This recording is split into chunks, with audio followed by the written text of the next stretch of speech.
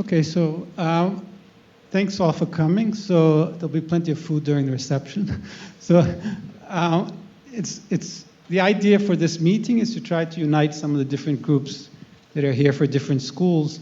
And one point in common among all the schools is, of course, big collaborations. So for the first roundtable, we have Raul Abramo. So maybe we can sit in these 5 chairs. And the idea is that each person will give a short presentation, and then we'll have time for questions and for discussions between the different people. So Raul Abramo, Beatriz Barbuy, Rodrigo Overzier, Alessandra Sylvestre, and Marko Simonovic.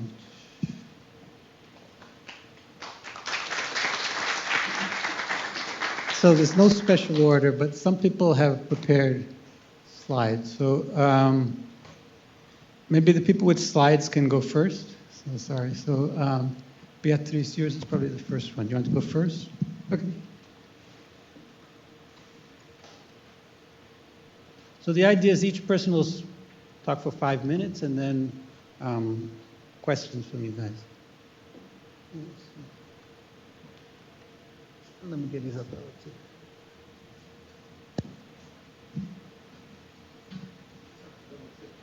Isabel, você pode vir e colocar só? Just double click, right? Thank you.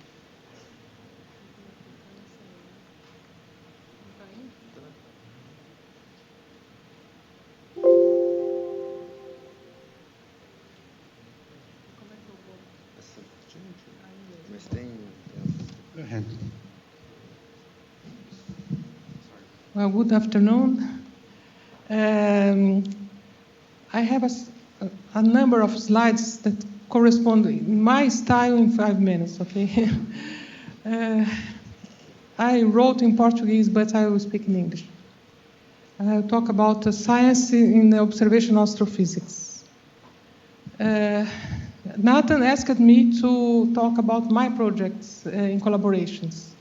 So it's a summary of some collaborations.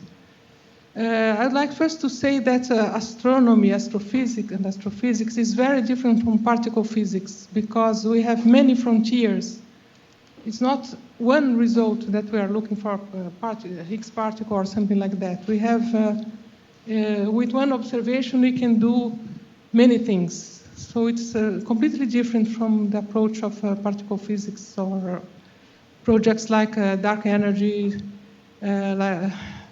big projects, these kinds. Along my life, I can describe, I hope very fast, kinds of collaborations with a few members, medium-sized and large collaborations. This is one collaboration that we got 35 nights with the Very Large Telescope, and we found this one particular star with this particular uranium line from which we could derive the age of the universe, because uranium is radioactive. And this is one example. For this same star, we obtained 50 orbits of Hubble, and then we produced, within the same collaboration, a paper. Hubble is a pressure of 1/10. So by miracle, in 2018, we got 45 orbits with three authors, but it's an exception. And medium-sized collaborations. When you need a good number of orbits from Hubble, for example, or with VLT or good instruments like that, you need a good number of members. And this is a collaboration with 25 people, and we got, I think, 65 orbits of imaging with the Hubble. And as an example, this is a field in the galactic bulge. Here on the left, there is a globular cluster. And this project aimed to observe, I think, 60 globular clusters to derive several things. We are in paper number 20, for example, the age. This is the paper that we are doing on our side. And the most interesting thing is that the aim of the project is to, I don't know if non-astronomers understand this plot, but this is to separate the stellar populations in a globular cluster. As you see in this cluster, we have 3 stellar populations that we can distinguish because the filters in the UV, they correspond to one filter in the OH band, the other filter in the NH, the others containing carbon, and these are the elements that change from one population to the other. Then I'm involved in 2 not so big collaborations, the VISTA variable in the Via Láctea.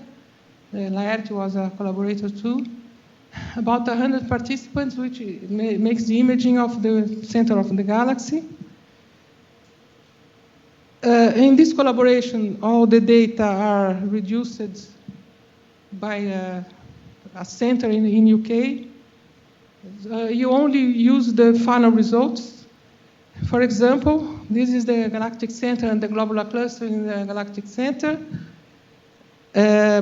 Published 1 year ago. These are all the well-known clusters. And the squares are identified by VVV as new clusters and candidates. For example, from the same VVV, we use the photometry to analyze stars and to derive temperatures. And for example, this is the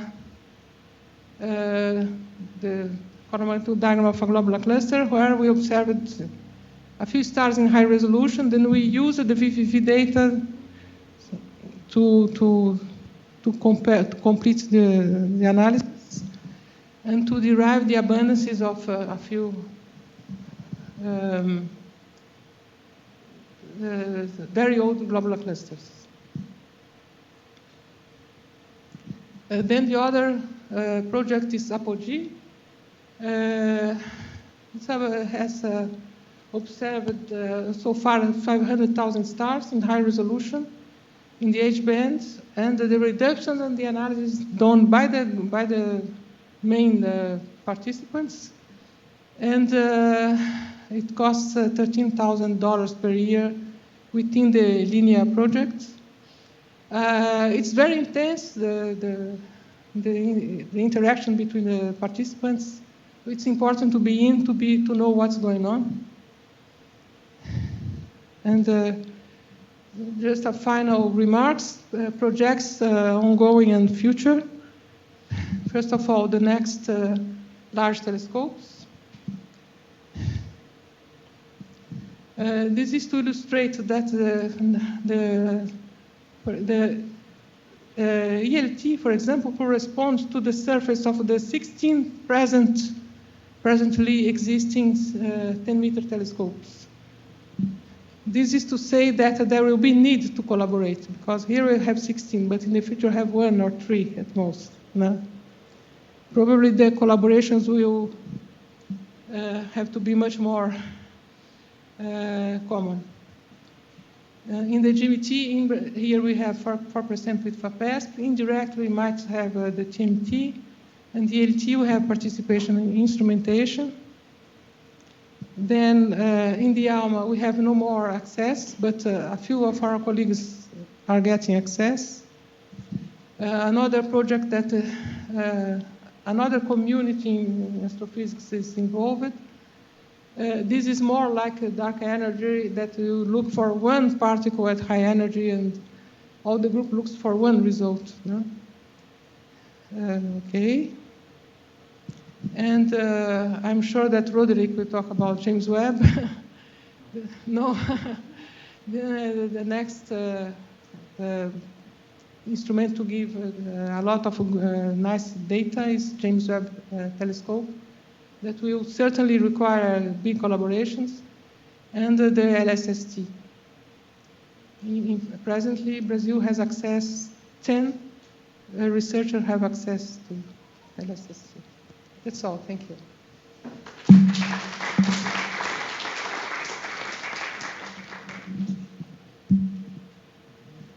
Maybe when you talk, you can spend a minute just introducing who you are and where you work. Okay, shall I stand or I don't have slides? So If you want to use the board, you can. yeah, I don't think I need the board. It's non-technical. So my name is Alessandra Sylvestre. I'm a theoretical cosmologist, originally from Italy. I've been abroad for a long time, and now I'm settled in the Netherlands, in Leiden University, in the physics department, but in the same building there's also astronomy. So I have daily close interaction with cosmologists. Cosmologists in the astronomy department. Until a few years ago, I've never been part of any collaboration. I've always done theoretical cosmology, just in the dreaming about an ideal world and sort of leaving other people worrying about the real world. And then eventually, when I moved back to Europe, I joined Euclid. Euclid is similar to LSST that was just mentioned, the Large Synoptic Survey Telescope. It's a big collaboration, mostly funded by ESA, the European Space Agency. And there is also a contribution from NASA, so there's also some scientists from the US and Canada now that are part of Euclid. Euclid was born as the combination of two different missions that were proposed initially to ESA.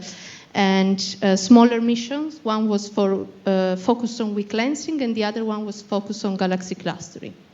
They didn't want to fund those separately, but they suggested to join them into a single larger mission. So it was a challenge, I'm told, from the colleagues in the science working group, that it was a big challenge to basically strike a balance for the requirements needed for the telescope. Okay, for weak lensing and those needed for galaxy clustering stuff. So from the technical and more scientific point of view, it's a very delicate mission. It's a very big one.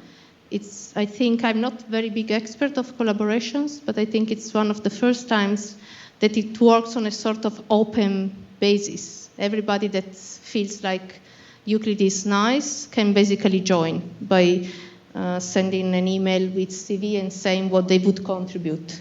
Now, I mean, after going over 1,000 members, they have changed the policy and made it a bit stricter.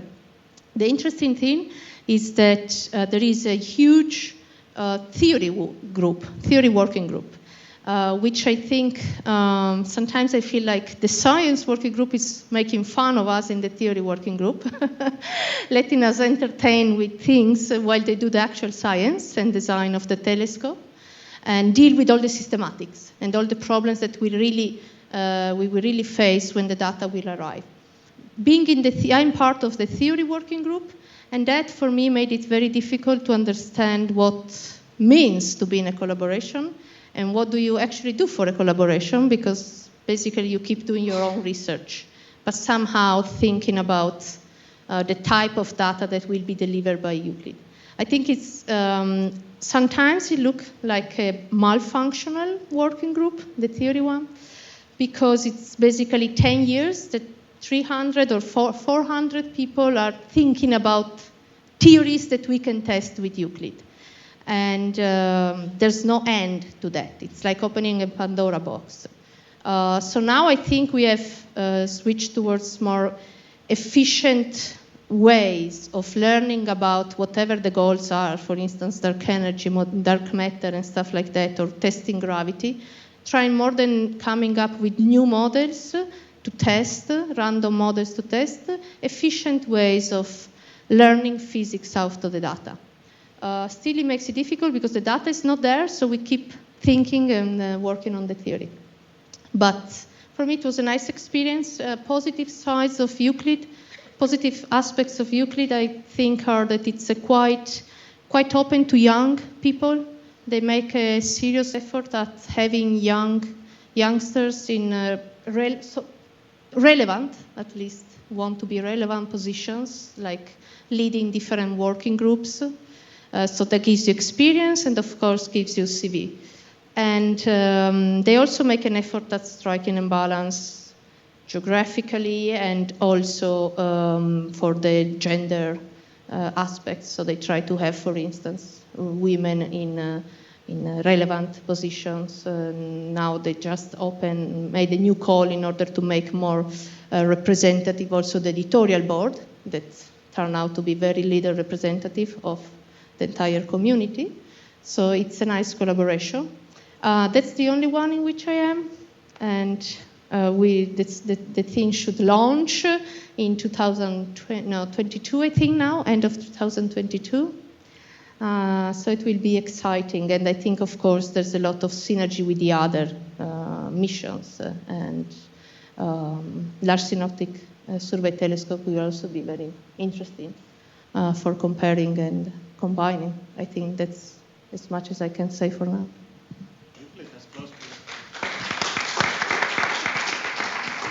Can I ask a question? Euclid has close to 1,000 members, or is more? Yeah. I don't know the exact number, but I think it's a few hundreds more than 1,000. Yeah, so now it's getting harder to get in, but yeah, but as many times out of those more than 1,000, the core, the one that are really working hard for Euclid is a fraction of that.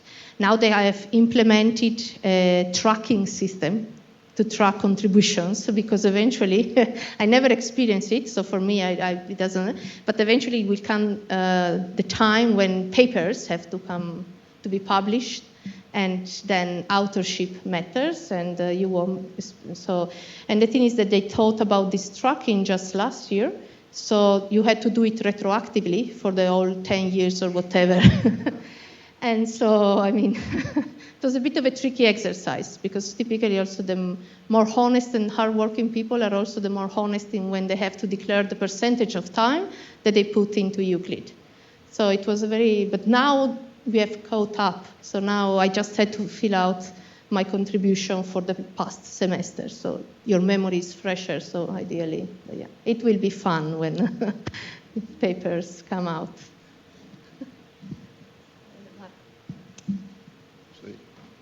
Okay, thanks. So my name is Marko Simonovic. I'm currently a staff member at CERN. And I'm the only person here who is actually not in any collaboration. So I guess that I cannot tell you much about that. How does it feel to be in collaboration or work in collaboration? But maybe I can say a few words about what are the major scientific goals, at least for cosmology. I think it might be interesting, because not everybody here is a cosmologist, as far as I understand. And also maybe I can say a few words about this relation of collaboration and the outsiders. Like, how does it look like? What are the major challenges? Things like that. So first of all, let me just say in very few words that in cosmology we have a very well-established standard lambda CDM model. So it fits all currently available observations. Everything seems to be working fine. But we still have a large unanswered order 1 questions about cosmology. And this ranges from the early universe, where you have questions about the very beginning, of the statistics of the initial conditions, the exact mechanism which generates them, things like that, about possible extra relativistic degrees of freedom, for instance, during epoch of recombination or the early universe, about questions about the origin and the nature of dark matter, what it is. Also, there is a somewhat mysterious, like late-time cosmic acceleration, and which also we should explore better. And this is probably something that was not explored in great details. Many of these collaborations were mentioned as one of their major scientific goals have exactly that, like mapping and understanding better what is happening in the late universe. So these are all order 1 questions in the sense that we really have no idea what is happening. But unfortunately, many of them are producing very small effects on top of some large like background. And to dig out from future observations these details in order to answer these order one questions, that requires a lot of effort. This is why we need these huge telescopes. This is why we need huge data sets. This is why we need a lot of people to work on these things, and this is why all these collaborations have to be so large. Okay. So, of course, when it comes to the relation of people who are working or collaborations in general and the rest of the community, I think that there are several interesting connections that maybe we can talk about if you're interested more later. So for example, one of them is that there is always this one direction is that, of course, the rest of the community constantly is interested in what is happening in collaboration. What are their goals? What are their plans? What do they want to do? How are they going to do it, and so on? Because then you can always provide some input that may be relevant. So many people who work in theory are either trying to come up with new observable effects that you may want to look for, or try to improve maybe some part of the pipeline, data analysis, things like that.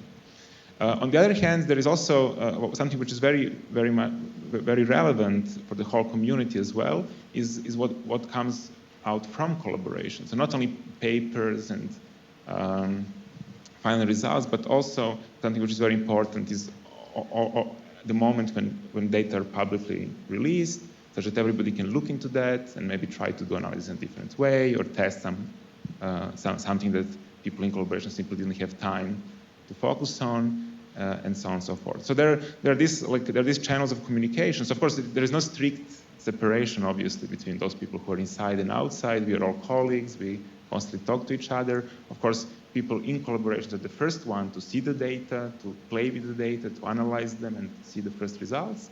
But there is a lot of crosstalk even during that process, and of course after the papers are published and data is released.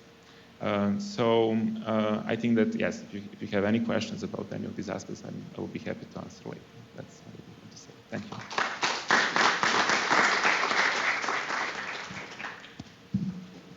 Okay, my name is Rodrigo Vizier. I'm originally from the Netherlands, now 6 years in Brazil. I work at the National Observatory in Rio de Janeiro. My interests are black holes, galaxy formation of galaxy clusters. I'm an observer, experimental astrophysicist, and so if you work in this field, then you want to have a strategic advantage over your collaborator or your colleague. And so for observers, that means you want to have the largest telescope or access to a wavelength regime that other groups or collaborations don't have. And so, if you want to push frontier science, it's important to benefit from these kind of large collaborations that are able to fund projects that any small group would probably unlikely be able to pull off just by themselves. So just running through some of the groups or projects I've been part of during my career. As a graduate student, I was a member of the team that built and used the new camera on the Hubble Space Telescope that produced the Hubble Ultra Deep Field. Then as a postdoc, I was a member of the science team that built and used the Galax UV satellite, which is a small explorer mission from NASA that did the first large sky survey in the ultraviolet. I've been a participant member of a number of Japanese collaborations with the Subaru telescope. There's the HyperSupreme imaging survey, which is a very large project going on now, led by Japan, using the largest camera in the world to map a significant part of the sky. And then in a few years, the second phase of this project will be what's called the Subaru Prime Focus Spectrograph project. This is another survey, not imaging, but taking spectra of galaxies, which Laertes will speak more, I hope, I imagine. And then, since recently, I've become a participant in the project related to the Giant Magellan Telescope, led by Professor John Steiner. This is not, I wouldn't say this is a large collaboration, but it's certainly the most expensive project for Brazil in astronomy. Significant amount of funding from FAPESP. And then I'm also the project scientist of a project which is called Southern Photometric Local Universe Survey, or S+ for short. And I'm quite proud of this project because it's the largest project in astronomy done by Brazilians in Brazil. And we're a very open collaboration. So one aspect of collaborations is that if you're part of the collaboration, you're inside, life is mostly fine. If you're outside, you can't collaborate, okay? So this is the other side. And I'm quite proud to say that our Brazilian project S+ is extremely open. We welcome anyone, not only in Brazil, but also abroad. We want our data to be used by anyone how they see fit. We have over 100 members from more than 50 institutions, and the project is going quite well. And we're learning a lot about how to organize a project, how to lead the project, how to eventually, hopefully, get good science out. Let me see, what else should I say? Yeah, I think one aspect, maybe we'll discuss this more later, it doesn't always help to be inside a collaboration. So my rule of thumb is that if being in the collaboration makes your life better, then you have to do it. If it just gives you limitations and restrictions on what you can do as a scientist, then this is probably not the best project or best place for you. To give a small example, a number of times collaborations that have led new observations with the Hubble Space Telescope, such as the Hubble Ultra Deep Field, they were quite significant teams that spend most of their time sending emails and telecons, figuring out who is going to do what and who gets to lead, whose student gets to do what. And in the meantime, I was part of a small group of people that were not a part of the collaboration. The data was immediately public. We just took it and we did it. And so, yeah, I think that's it's an interesting lesson. This is all I have to say. Thank you.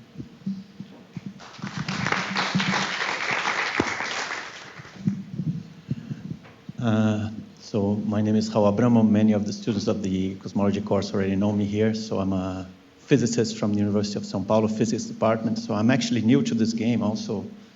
I used to be a very theoretical cosmologist up until 2010, basically. So I'm like almost like a postdoc in this kind of capacity here. So I understand very well what Roderik said. I mean, in terms of, sometimes in terms of your career, joining a collaboration may be actually not in your best interest. If you think it, you have to think it, have to think very hard because you give up a lot of things. I'm having, I think I may have to stay right here. So you're giving up on many things also, the ability to work with whomever you want and share your work with other people also, that you're limited by this.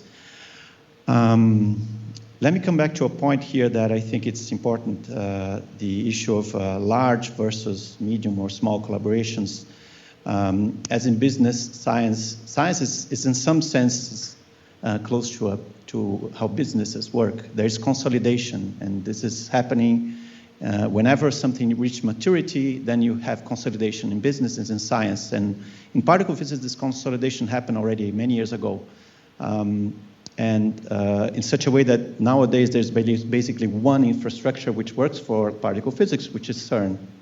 There's nothing else. Now, astronomy isn't quite there yet, but it's certainly moving that way. The number of projects is getting smaller, but the scope is getting much larger.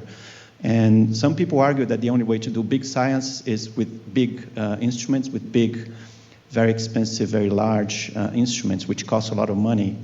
And then I think that it's not so much, you have a question of how you organize your work, if it is in small teams or if it's in large teams, but the infrastructure that you use is getting larger, and this is one of the challenges. So I'm going to look at this from that point of view. How do you join and keep up with a big infrastructure that is needed for your work, even if your collaboration per se is a smaller group of people, which in many cases has to be. So, so we're talking about big collaborations in a small country with a small budget for science, small and shrinking budget for science. So what are the lessons there? Well, there are many issues there. So there's an interesting interview from the European Commissioner for Science and Research, Carlos Moedas, from just one year ago, and he's saying that, and what he says is that if you want to do big science, that means you're doing big business and you're doing big politics. You have to do the politics. You have to do the coordination between science and politics and administration and the institutions and businesses. So this is something that the European Union got better at doing. CERN also helped a lot in that respect, but the fact that the European Union became more integrated led to integration of bureaucracies and also this coordination. So this is, I think, and I think this is what he's saying also in this interview, that this is a big part of why Europe was able to do these big projects and in doing it well, because there's concentration. The consolidation was helped by an environment, an ecosystem that was living by the same rules. Now, here we are not immersed in that kind of environment, but we have to do this integration of politics and the funding agencies and the universities and so on. And this is something that I think we still have a long way to go. There are many gaps in the way that we fund science here. There are many gaps in the way that we have to join collaboration. So one of the ways in which this has been done historically here is that there's a price tag on the collaboration. So it's 10,000 per year or 100,000 per year or something like this. This is a way of joining that is, let's say, free of hassle, but it has limitations as you can see. You have a small group and then you join with that price tag, and it doesn't mean that you are a part of the development of anything. You're just joining something and you're paying for it, which is valid in some cases, but it's not the only way. It's not necessarily the way in which you develop, let's say, a whole ecosystem where where this can be done in a more sustainable way in the future, right? This ecosystem of companies and administration and funding agencies and politics is something that we need to develop here in such a way that we have our own, that we can contribute as a partner to these big collaborations. There are many gaps in there. The way in which we fund science here, so maybe this is a lot for the Brazilian community here, but there are many ways in which we are lagging behind, specifically on the way that we try to develop things here, instrumentation, and how do we build instruments here. So this is a big part of the collaborations. It has to be, and we are trying to become more part of it. The ecosystem is still lagging behind. And it's very hard to hire technical staff here, engineering, on a long-term basis. There's only one way of doing this, which is through permanent contracts, which is not the best way of doing this.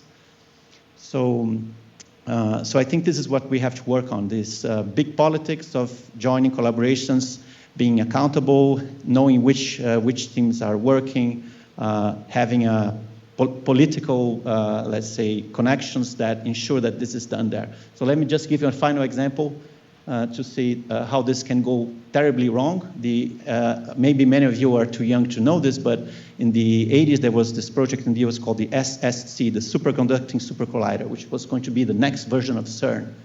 And that became that consumed a lot of money, and then it was never made because there was no let's say, the groundwork of having a project which was motivated to the politicians and to the public. This was not done properly. It was also seen as a purely American effort. It was not done as a world effort. So there were no other countries engaged in trying to make this happen, and then it failed. As a result, all of the Americans went to CERN. CERN was a success, but the American community for particle physics, in the meantime, a generation was decimated because of this.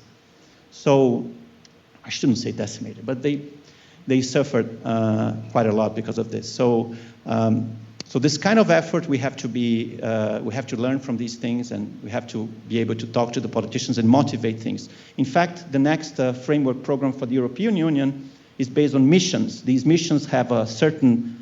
So the mission is, say, to cure Parkinson's. So there's a problem with this, which is too focused, right? You cure Parkinson's, but you don't look at, I don't know, Alzheimer's or something like this. But this is how the European Union is doing this, because that's the way that you reach the public. You have a goal there. This is the goal that we are going to achieve. Here, we don't quite have that kind of, we don't frame those questions to politics yet, quite in that way.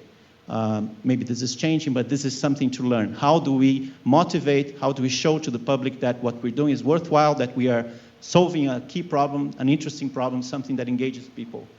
So the very way in which you organize the science funding and the political structure behind it is linked to the way in which you motivate this to the public. And here, I think, is where we still have a lot of work to do. So I'll stop there because I talked a lot.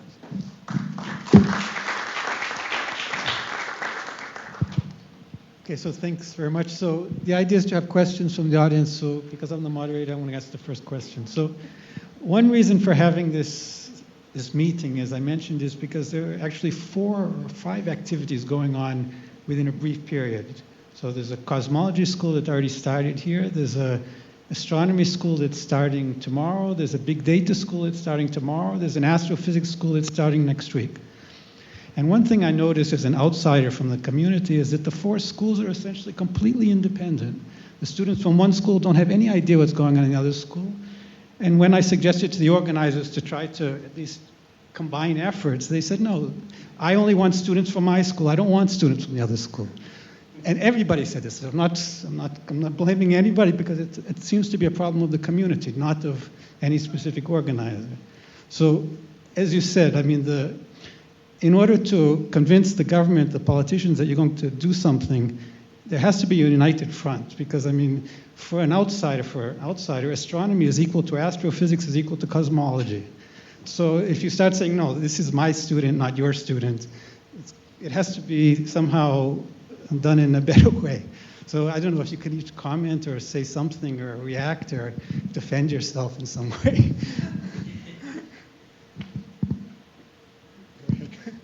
But then we'll go to other questions. You can make, Roderik can make some.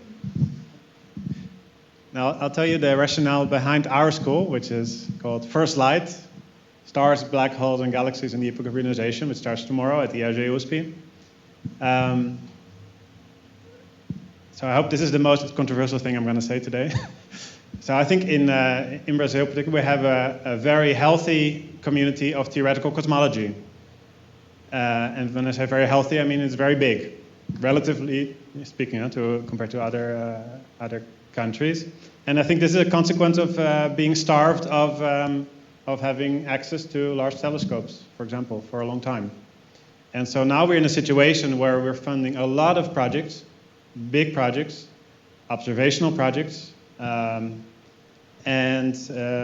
we actually lack the community of students, postdocs that are trained in this kind of experimental extragalactic astrophysics.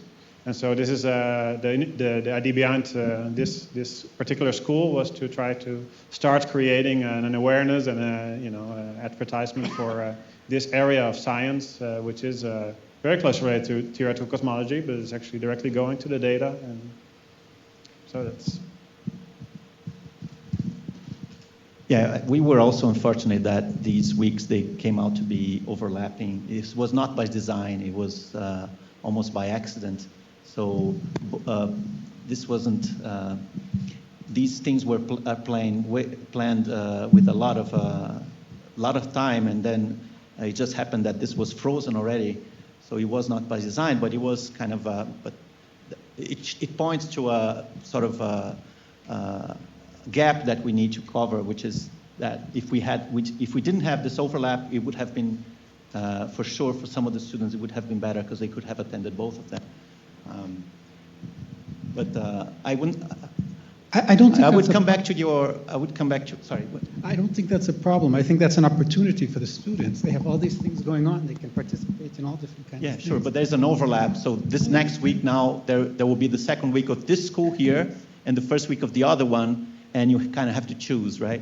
But I entirely agree with you that it's we have to come to a united. The message, we have to be on message, on topic, right? And we don't even know what the topic is right now. Each person has a different topic. I mean, each project has a different topic slightly here or there, but it's not like, why is it that FAPESP is funding astronomy at the tune of, I don't know how many, tens of millions of dollars per year for the past, I mean, I don't know the numbers exactly, but it's a huge number. What exactly, how is that being framed to the population? Maybe this is something that needs to be better explained.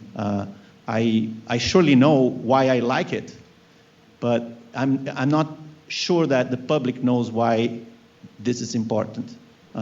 Maybe somebody else here knows this better, but has a more concise answer to this question. But we have to be more on point. That's for sure.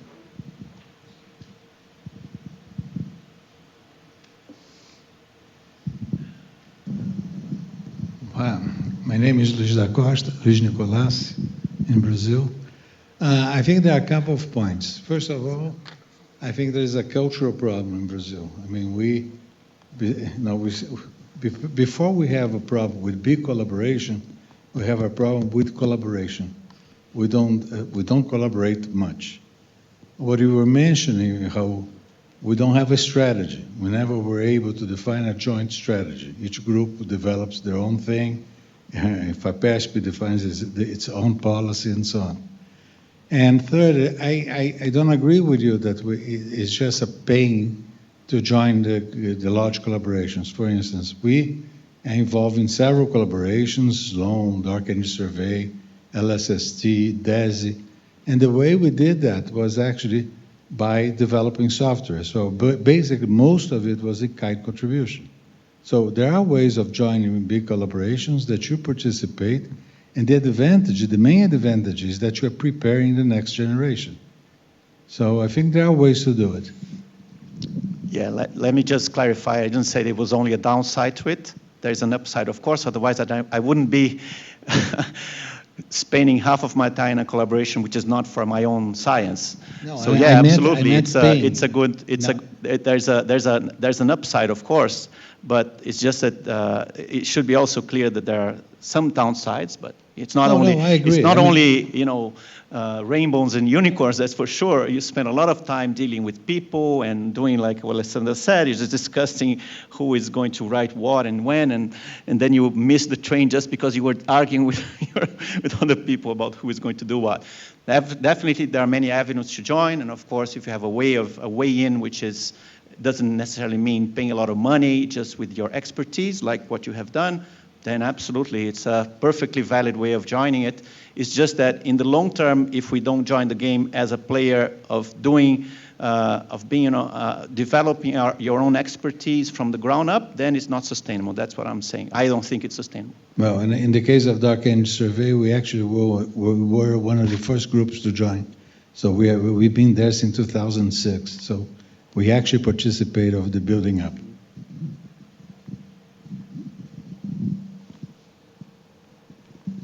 Hi, my name is Vivian Miranda. I'm a postdoc at the University of Arizona.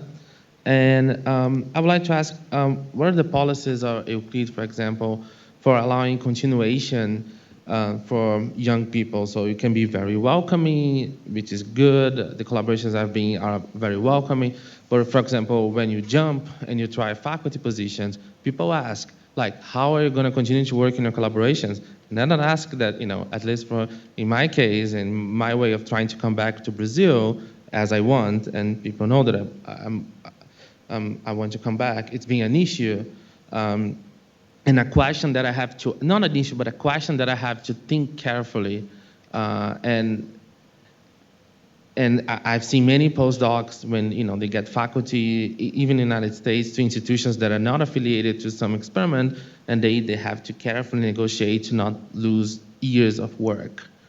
And what happened, and here, for example, in São Paulo, you have a postdoc system where after 2 years, you have to justify why we should keep funding you for an extra year. So it's kind of 2 + 1, and they are very tough, this evaluation. And working for collaborations, this year I did, at least in my own metric, a lot of coding and infrastructure work, and I'm already super worried about my output. So how do you deal with that? Like having postdocs now by a promise of having data 10 years later where they might already be out of the market.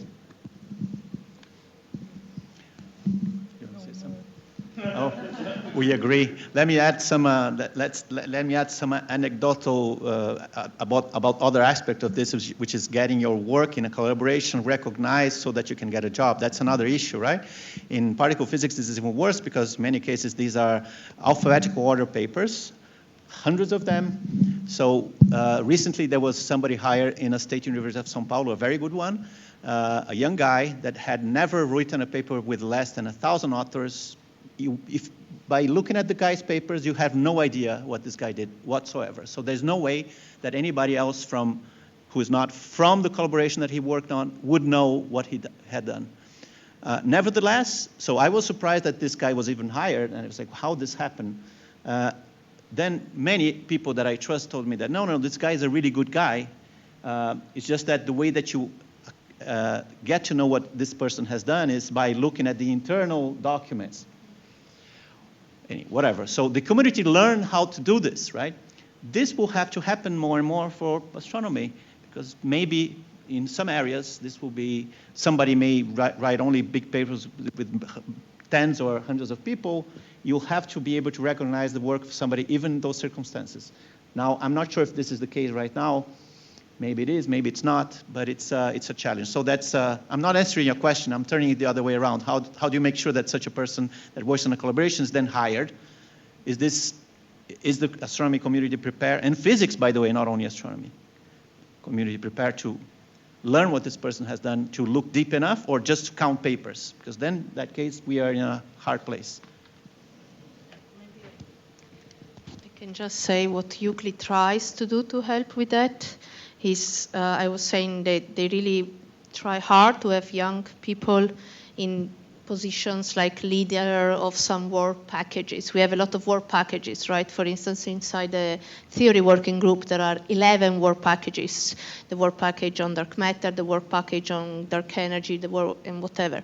And so what they try really hard is to have young people, the ones that are most active, leading these work packages, and with a rotation, typically for no longer than a few years. And especially once these tend to get close to a permanent job, then you tend to go and help the younger. So because showing on your CV and showing at your interviews that at least you were able to lead a work package, which can be 50, 100, or whatever people having some telecom discussing about the science, etc., that helps a lot. So in Euclid, at least they're very good at doing that. They're very. I've seen that they are very careful with that. They keep an eye on who are the most active young people that will need help, and so they put them in these leader positions, and there's rotation. So once they don't really need it anymore, and maybe it's not even that good anymore because you need time for other bureaucracy for when you become more permanent, then you leave the space. It's very important that you yourself leave the space to younger ones in the group. So that's one way, yeah.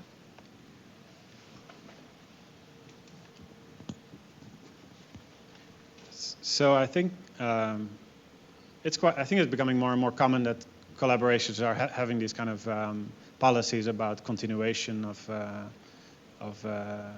taking the rights with you while you move to a non-member institution. There certainly probably are collaborations where this is not the case. But you mentioned something else that maybe is interesting to say something about. Is that so students and postdocs, when they choose a project, you have to be a little bit careful that that you're aware of the timescale of that project. And maybe as a student, this is hard to judge from the start.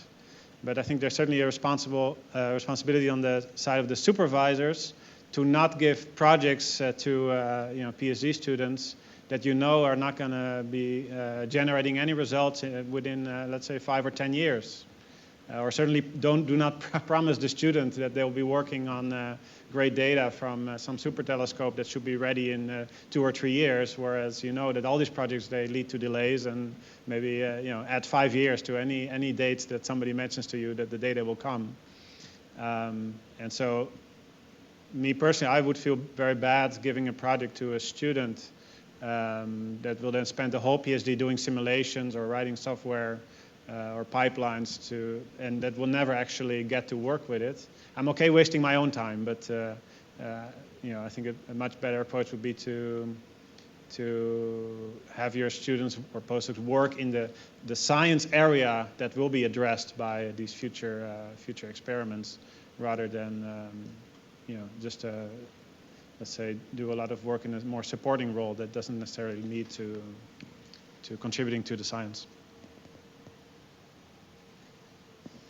I think that this is indeed a problem for any collaboration, and I would like to mention that, for example, the PFS has devised a mechanism to take into account infrastructure work by postdocs.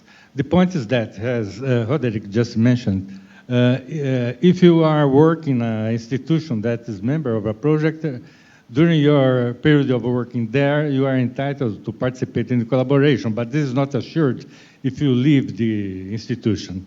In the case of PFS, we have just decided to give permanent access to data to postdocs that develop a given task of work recognized by the collaboration.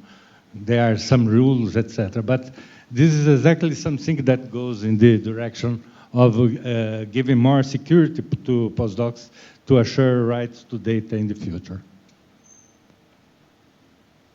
Any questions from the students?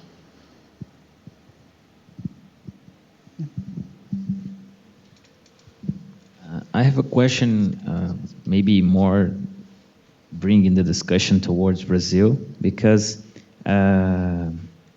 we don't have representation, let's say, in a parliament of scientists that much, right? So how can we be sure that if we enter in a big collaboration and we have to get funding from our agencies, but somehow then another president is elected, and then we don't have the money anymore, and we have to go out of these collaborations?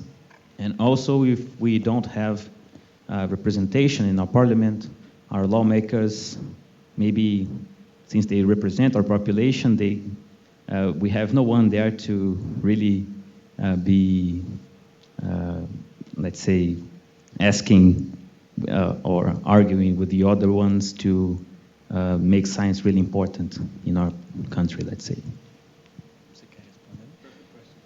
So I can start maybe. I think Beatriz surely can. But I think the only country where probably there's a significant participation of scientists really in politics at higher levels is Italy, because they give these Senate seats to some important people, like this Rita Levi-Montalcini, which is, I think it's a Nobel Prize. She's a senator, right? Sorry? She died recently. I'm sorry, I didn't hear. Angela Merkel. Yes, okay. Anyway, so I don't think the U.S. or you don't have to have a scientist there sitting as a senator or a deputy.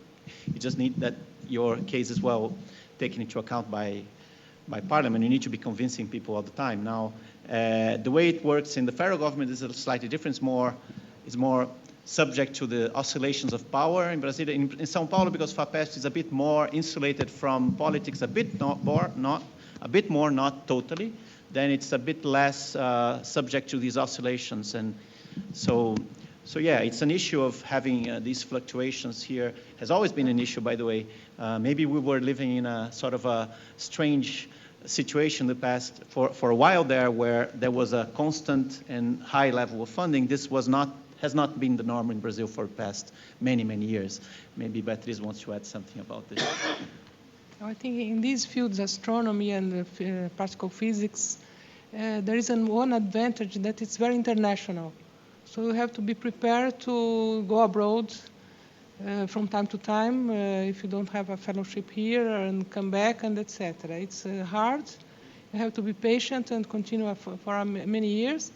One information that I just capped is now doing a survey of how the students, the PhDs that we formed, where are they? And I just did that for the IAG. And I realized that from 2004 to 2010, from the 48 that got a PhD, 39 are professors in some good university. So it worked. They had to wait, I don't know how many years, but it worked. Things might be changing, I don't know. From the more recent ones, there are a few that are data scientists somewhere. So I think you have to be prepared to really know in which world you are right now. So I think maybe you have a PhD, a postdoc now for 2 years, you have to go somewhere and then come back and then go again. That's life for an astronomer. Huh? Part of the question was how to deal with the government that changes every 4 years. Yes, that I have no answer for the moment. Well, yeah, I don't want to scare people more than they are already. But I guess all students here all Brazilian students at least have fellowships already, right? But we are starting the new cycle now in August, and we actually don't know if we're going to be able to pay some of the fellowships because of cuts. So we already accepted students. We told them that we were going to give them fellowships. Now we don't know anymore. So there you go. It's this is the situation we are in right now. We don't know if in a month or so we will be able to pay fellowships for students that we already accepted, and we already told them that they would have fellowships. So this is at the level at which we're talking here.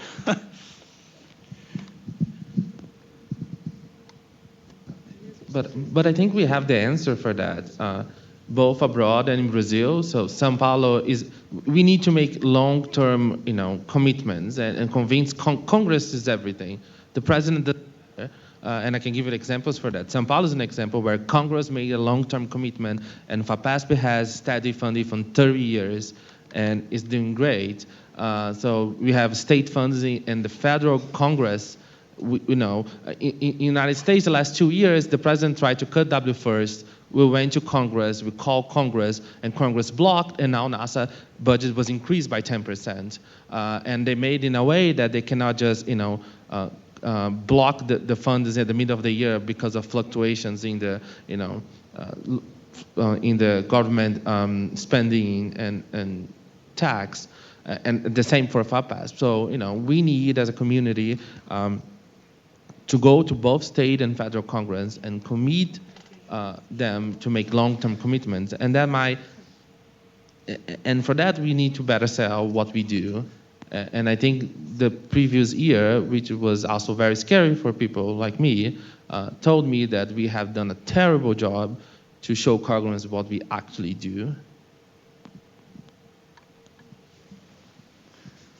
So I had a scientific question. So it sounds like you're trying to imitate the particle physics growth into CERN. So I'm asking, is there room for small science in astronomy cosmology, or is it just going to be, bigger and more expensive? Well, I don't think people are trying to imitate. It's just in some areas it's just a natural. It's almost an avoidable trend that consolidation, getting bigger, and so on. But I think yes. I mean, there are small projects, and some of them they may be successful. Some of them are probably not going to be. But I guess. But let's say the concentration of research funds is certainly increasing, and it's just a natural force. I think. I don't know if you want to add something to this, but it's not by design. It's not by. Yeah, I'm not sure I agree with what you said, that we're moving in let's say astrophysics towards this sort of monopole projects. Yes, with respect to focusing all the funding resources into a giant project, but I think the range of questions that people are trying to answer is still very large, very different from what LHC, for example, is doing. And I dare to say that, for example, the dark energy survey, I believe that most people that are participating in this project are not interested in dark energy. But it is the way to get the project funded. And maybe you could say something similar about Euclid. I think there's a lot of people that are super excited about this data, and the way to do it is with this type of facility. And yeah. Well, maybe I can say that it is true that all these missions, of course, are super broad. They have many different aspects, of course. But for some questions, I think that we simply need a lot of data, new data. There is no other way but really collect a lot of data. So, of course, there are many questions which can be done probably even with a much smaller survey, and could be done in much smaller teams. But there are also many things for which you simply have to do this. Large surveys or big telescopes. And then I think the challenge comes because it requires a lot of people, and that naturally drives the field in this direction. So that's probably the case.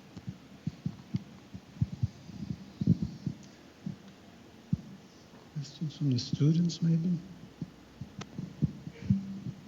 So you must have questions.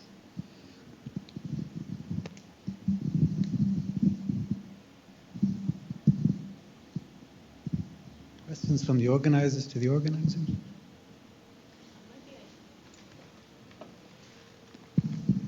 I can make a comment about how to get the funding to science, and I'm going to take the perspective of the Netherlands, where I currently work, which is doing much better than Italy, even if there are some people in the Senate.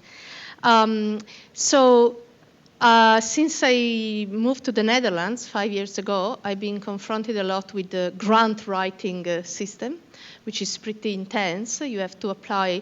It's a rich system. There's a lot of money for science, but it comes mostly through grants. So you have to go through these exercises of writing grants, and you have to learn how to write successful grants. It took me some time. Especially because there's always, basically for any grant that you write, there's always a section that is called knowledge utilization, where whether you are a string theorist or you are an experimentalist or whatever, you have to write, you have like a page to fill with what the science that you are proposing will have an impact on the society. And you have the choice of saying there will be no impact. You are free to do that, but you have to explain why you think there will be no impact, and still your science is interesting. And I think it's a very useful exercise that we should start from very early on, trying to understand, besides the things you're dreaming about, the big questions you're dreaming about, you have always to keep your feet on the ground and try to understand yourself, and then present it to the general public and also politics in terms of what advantages will come from there. It can be sometimes only things such as inspiring new generations, getting them into studying science, because maybe what you do is very theoretical, but there's always some impact.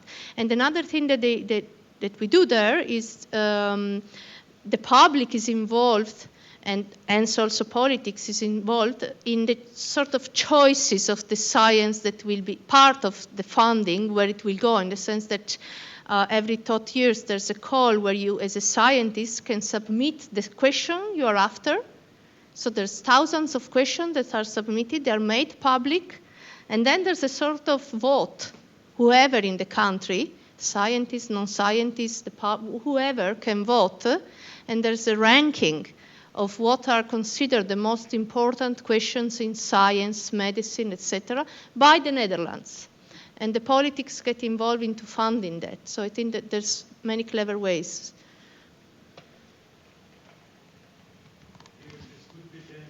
We have to be very proactive in submitting good questions and making sure.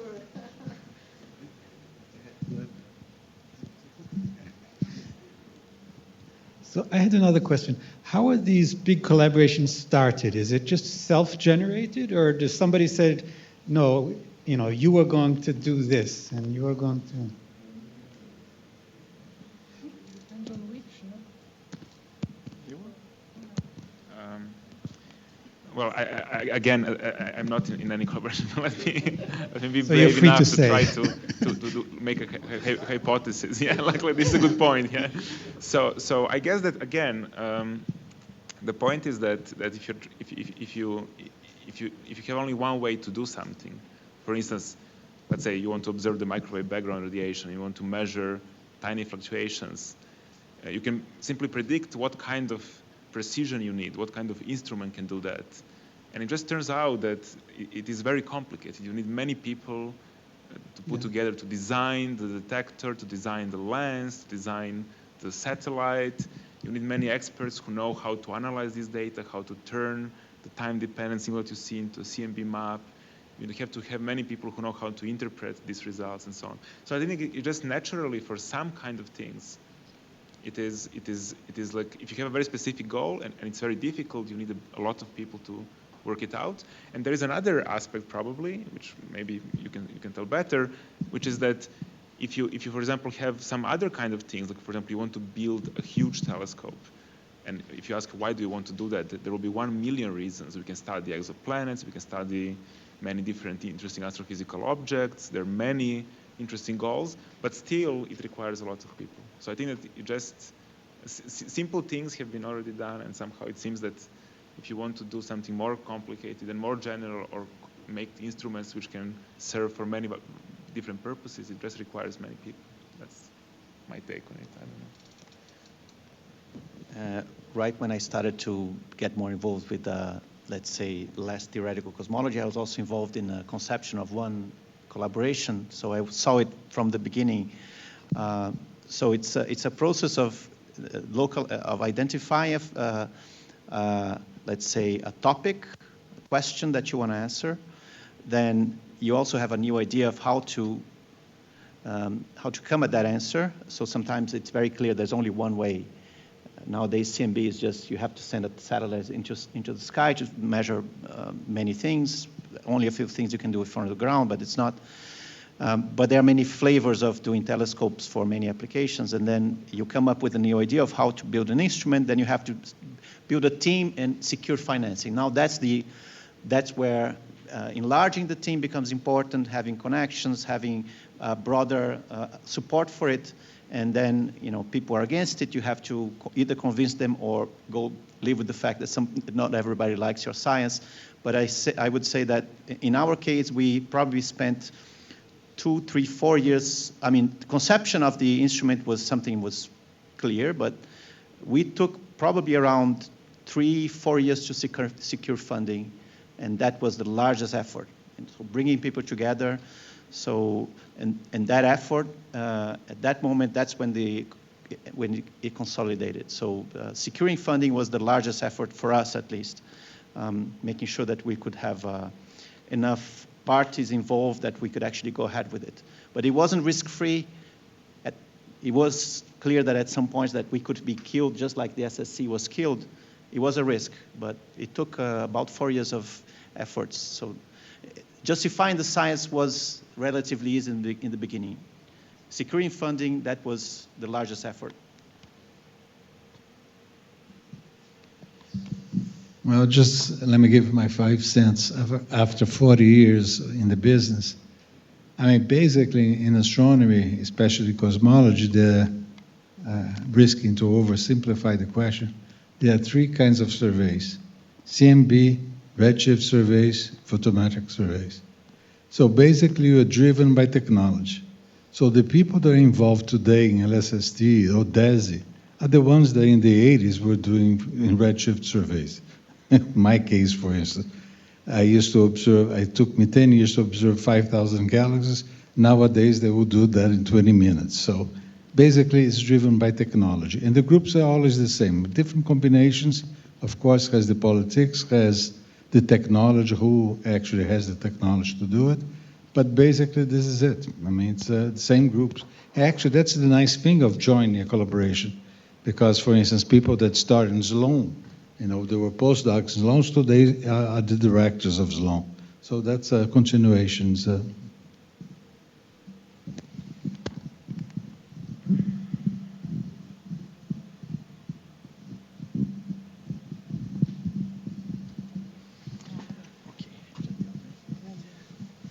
Do any of the people at the roundtable want to ask anything or say anything?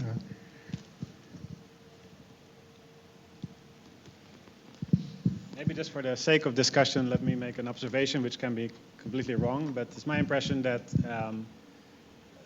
when we try to do a project here in Brazil, it often starts with a very good idea by one or two people that then try to organize the pyramid, the base of the pyramid below them. If you compare, and then now we have all these competing pyramids that are competing for the same resources, the same human resources.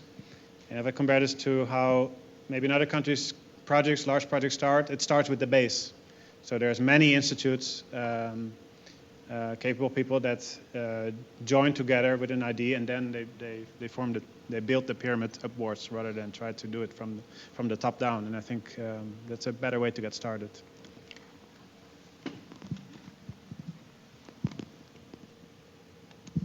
Okay, so if there are no more comments or questions, let's thank this roundtable.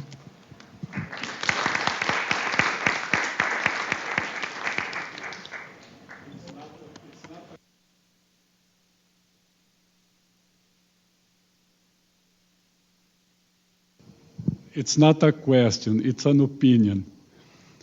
I lived for long in a military field, and I think the only way to have people collaborating is to give them a common enemy. The Americans set a man on the moon in 1969 because they wanted to defeat the Russians, my parents. And I think that if we want to progress in science, we have to give a common enemy to the society, the politicians, and the scientists. And I don't know where this enemy is. But I noticed that the best collaborations came from this. We have to defeat them. The problem is to find them. Thank you.